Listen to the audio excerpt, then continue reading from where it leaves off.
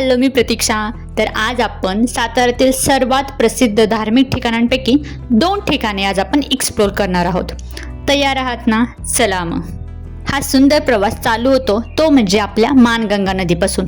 मान तालुक्यातील ही माणगंगा नदी आणि त्याचबरोबर आमच्या पळशी गावचं हे हनुमान मंदिर जे एक्झॅक्टली नदीकाठीच आहे.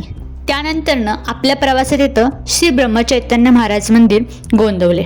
हे गोंदवलेकर महाराजांचे मंदिर आहे आणि इथे दरवर्षी हजारो भक्त येत असतात आणि खूप सारे लांबून येत असतात आणि खूप साऱ्यांना हे माहीतच असेल श्री ब्रह्मचैतन्य महाराज मंदिर.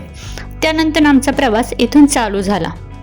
त्यानंतर गप्पा गोष्टी असं करत आम्ही जाताना बघितलं की शाळेत जाणारी मुले दिसली. यार, जुन्या आठवणी पुन्हा ताज्या झाल्या.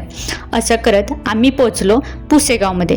पुसेगावमध्ये असणारं हे सेवागिरी महाराज मंदिर हे सुद्धा प्रसिद्ध मंदिर आहे. काही मंदिराचे व्हिडिओ यूट्यूबवर आहेत, तुम्ही जाऊन बघू शकता माझ्या. त्याचबरोबर आपण पुढे गेल्यानंतर आपल्याला दिसतो तो वर्धनगड, जो एक ऐतिहासिक मानला जातो. आजही किल्ला आणि पर्यटनांसाठीही खूप प्रसिद्ध आहे. आणि इथे एक गंमत म्हणजे भैया आणि पप्पा दोघेही सेम पोझिशनने काहीतरी करत होते. बाप जसा मुलगा हेच म्हणतात ना, तसं सेम टू सेम. आता तुम्हाला इथे एक मला सांगायचं आहे, या घाटामध्ये उरमोडी धरणाचे पाणी आले, जे आमचा भाग म्हणजे दुष्काळी भाग मानला जातो. तर या साईडला ते पाणी पुरवलं जातं ज्या ज्या गावांमध्ये पाणी नाही. त्याचबरोबर आपल्याला इथे कृष्णा नदी दिसते, जी संगम माहुली सातारा जे याच्याजवळ इथे आहे. त्याचबरोबर आला आपला सातारा. येस, साताऱ्याचा हा उड्डाणपूल बघितला तरी सुद्धा वाटतं येस फायनली सातारमध्ये आलो. पण आता आपल्याला मुंबई बँगलोर हायवे या रोडने जायचं आहे. तर इथून जात असताना माझी मम्मी फक्त दुकानांची नावं वाचत होती. ती लहान असताना सरीला गेली होती वाईला. इथे माझ्या पप्पांची झोप लागली, पण झोप झाल्यावरती ती एकदम फ्रेश झाले होते. त्यानंतर आपल्याला लागतो तो टोल नाका आणि आम्ही साधारणतः सकाळी 11:30च्या दरम्यान निघालो होतो. घरचं सर्व आवरून निघालो होतो. त्यानंतर आपण इथून सरळ जाऊन पुढे हायवेने वाई सर्व्हिस रोड पकडून वाई रोडला आपल्याला जायचं आहे, कारण तिकडच्या साईडला मांढरदेवीचा रोड आहे. जाताना पेट्रोल नक्की टाकायचं असतं, मी प्रत्येक व्हिडिओमध्ये तुम्हाला नक्की सांगत असते. त्यानंतर मांढरदेवीचा रोड या मार्गाने आपण डोंगराने जाणार होतो. घनदाट झाडी होती आणि करवंदाची खरंच खूप झाडे दिसत होती माझ्या मम्मीला, मला ओळखता येत नव्हती. पण फायनली आम्ही मांढरदेवी इथे पोचलो आणि इथे पैसे भरून आत जायचं असतं पास घेऊन. पण इथे भैयाचा मित्राचा ओळखीच होतं, सो त्याच्यामुळे काही पैसे भरायला लागले नाहीत. पण साधारणतः 100 रुपये काहीतरी चार्जेस आहे तिथे. त्यानंतर आपण फायनली मांढरदेवीच्या मंदिरापाशी आलो आहोत आणि खरंच खूप भारी वाटत होतं तिथं आल्यानंतरनं. आणि आम्ही बुधवार चालतो त्याच्यामुळे जास्त गर्दी नव्हती. जर सुट्टींच्या दिवशी तुम्ही आला तर नक्कीच गर्दी असेल. आणि एक्झॅक्टली पायथ्यापाशीच इथे भैयाच्या मित्राचं दुकान आहे, जे नटराज पुष्प भांडार हे आहे.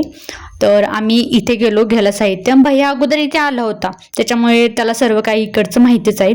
तर तिथे बघू शकता खूप छान छान प्रकारच्या साड्या आहेत देवीच्या, नंतर ओटी आहेत देवीच्या आणि एकदम छान सगळं प्रकारचं होतं तिथं. त्याचबरोबर आता आम्हाला मंदिरामध्ये जायचं होतं. मग थोड्याशा ते सोबत गप्पा मारल्या आणि आता मग आम्ही फायनली जायला निघालो. मग देवीसाठी एक ओटी भरण्यासाठी घेतलं साहित्य आणि वरती जायला निघालो. इथे मला तुम्हाला गाण्याची लाईन ऐकावीशी वाटते. गार डोंगराची हवान बायला सोसना गारवा. खरंच ही लाईन इथे खूप परफेक्ट आहे, कारण इतकी थंडगार हवा होती ना तिथं, त्यामुळे ऊन तर हा प्रकार तिथे जाणवतच नव्हता आम्हाला. तुम्ही बघू शकता इतका पताका सुद्धा इतका छान प्रकारे हालतोय. इथे पिण्याचं पाणी आणि हातपाय धुवायला आहे ठिकाण. तर आम्ही ते वरती आल्यावरती हातपाय धुतले. इथे चप्पल स्टँड आहे, तिथे चप्पल काढून ठेवला. आता म्हटलं दर्शनासाठी जाऊया.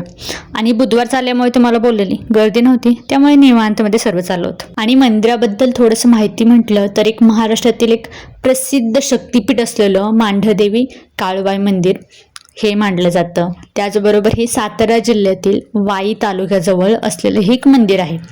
आणि समुद्रसपाटीपासून सुमारे 4650 फूट उंचीवरती डोंगरावर बसलेलं हे काळूबाईचं मंदिर आहे. या देवीला काळूबाई, काळेश्वरी किंवा मांढरदेवी असंही म्हणून ओळखलं जातं. ही देवी आपल्या भक्तांचं संकट दूर करते आणि त्यांच्या मनोकामना पूर्ण करते. या मंदिराचा इतिहास म्हटलं तरी साधारणतः 400 वर्षांपूर्वीचा जुना मानला जातो. दरवर्षी पौष पौर्णिमेच्या सुमारात या भव्य काळूबाईची यात्रा भरली जाते आणि त्यावेळी लाखो भक्त देवीच्या दर्शनासाठी येत असतात. आणि ही यात्रा महाराष्ट्रातील सर्वात मोठ्या धार्मिक यात्रांपैकी एक यात्रा मानली जाते. आता आपण आतमध्ये जाऊन दर्शन घेणार आहोत. देवीच्या मूर्तीला चांदीचा मुखवटा आहे आणि सुंदर वस्त्रांनी सजवलेली छान अशी देवी दिसते. बघू शकता. आतमध्ये दर्शन घेऊन आम्ही पुन्हा बाहेर आलो आणि बाहेर बघू शकता इतकं छान निसर्ग दिसत होतं ना, एकदम सुंदर दिसत होतं. त्यानंतर असलेले आजूबाजूला छोटी छोटी मंदिर आहेत. इथे जय मांगीर बाबा प्रसन्न यांचं छोटंसं मंदिर आहे. अशा प्रकारे प्रत्येक ठिकाणी जाऊन दर्शन घ्यायला सुरुवात केली. व्हिडिओ पाहत असणाऱ्यांपैकी कोण कोण मांढर देवीचे दर्शन घेऊन गेले आहे का, त्यांनी कमेंट करून मला नक्की अनुभव त्यांचे सांगा. त्यानंतर आम्ही इथे दुसरं असणारं छोटं मंदिर होतं तिथेच वरतीच त्या ठिकाणी दर्शनासाठी गेलो. प्रत्येक ठिकाणी गेल्यावरती एक वेगळी एनर्जी येत होती देवापासून. आणि सगळ्याचं दर्शन घेतल्यानंतर आम्ही बाहेर आलो. तिथेच एक ताई होत्या जो प्रसाद सगळ्यांना देत होत्या. मग तो प्रसाद घेतला. त्यानंतर म्हटलं मंदिर परिसरात थोडा वेळ बसूयात. आणि बसल्यावर इतकं छान थंडगार वाटत होतं ना, आणि झाडाखाली बसलो होतो मस्तपैकी. मंदिराजवळ आलोय आणि फोटो नाही काढले. यस, आठवणी हा ठेवलाच पाहिजे प्रत्येकाने. तर मग इथे आम्ही फोटो काढायला सुरुवात केली. आणि फॅमिलीसोबत आल्यावरती एक मज्जाच असते, मित्रांसोबतही मज्जाच असते. मग आता फॅमिलीसोबत थोडेसे फोटो काढले. आता म्हटलं चला जाऊयात. पण तुम्ही वरचा समोरचा निसर्ग बघा ना, इतकं छान दिसतो ना. डोंगर रांगा, हिरवीगार झाडी आणि मस्त असे थंडगार हवा. माझं तर म्हणणं आहे तुम्ही नक्की एकदा तरी या ठिकाणी या.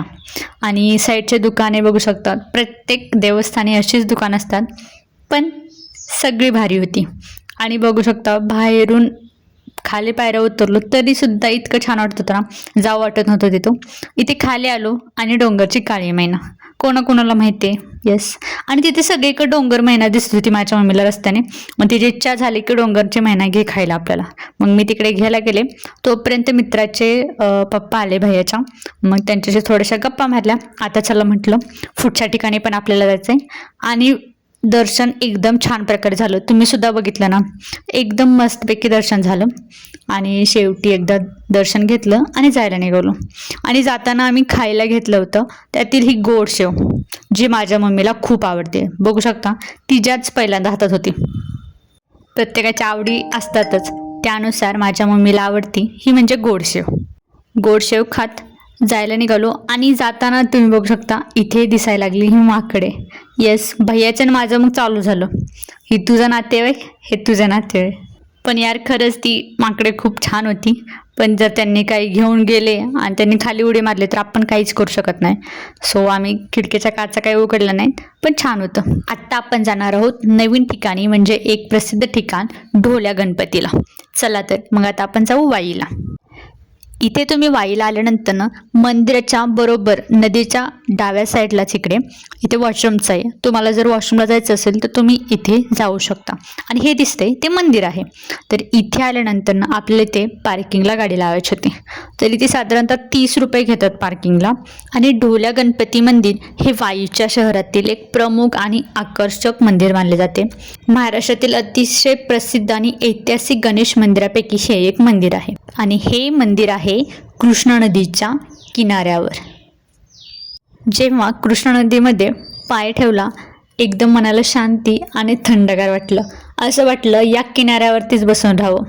कृष्णा नदीच्या तीरावर वसलेलं हे वाईचं मंदिर शहराची ओळख मानलं जातं. आता चला मग आपण आज जाऊन गणपतीचे दर्शन घेऊयात. मंदिराचे बांधकाम इसवी सन 1762 मध्ये सरदार गणपतराव भिकाजी रास्ते यांनी केले.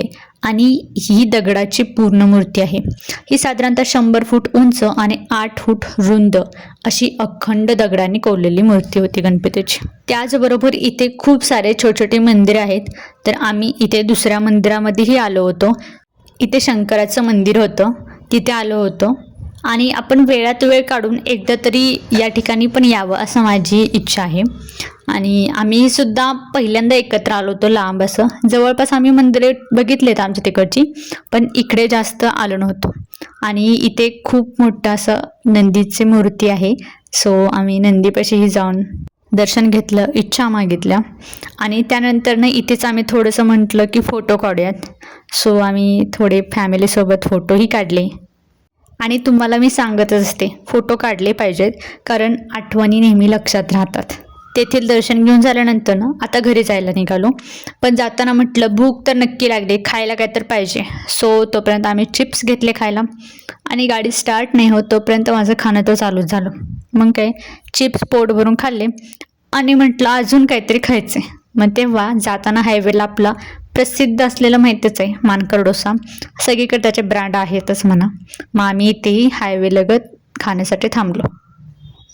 मी इथे सुद्धा पहिल्यांदा आले, पण ॲक्च्युली मी मानकर डोसा पहिल्यांदा माझी मैत्रीण श्रुतिका आहे तिच्याकडून ऐकलं होतं आणि त्यावेळेस आम्ही टेस्ट केलं होतं. पण मी स्पंज डोसा ट्राय केला नव्हता, तर आम्ही ह्यावेळेस स्पंज डोसा म्हटलं मागूयात. सो स्पंज डोसा घेतला खायला आणि त्याचबरोबर सँडविच घेतलं होतं. सो पोट भरून असं सँडविच आणि डोसा वगैरे खाल्लं. आमचं हे सर्व खाऊन वगैरे 5 वाजेपर्यंत साधारणतः संपलं होतं. सो आता म्हटलं घरी जायचं. सो असाच भेटू नवीन छान छान ब्लॉगमध्ये. तोपर्यंत चॅनल लाईक करा, शेअर करा आणि सबस्क्राईब नक्की करा. आणि नवीन कुठलं ठिकाण असेल फिरायचं तर कमेंट करून नक्की सांगा. भेटू नेक्स्ट ब्लॉगमध्ये. बाय.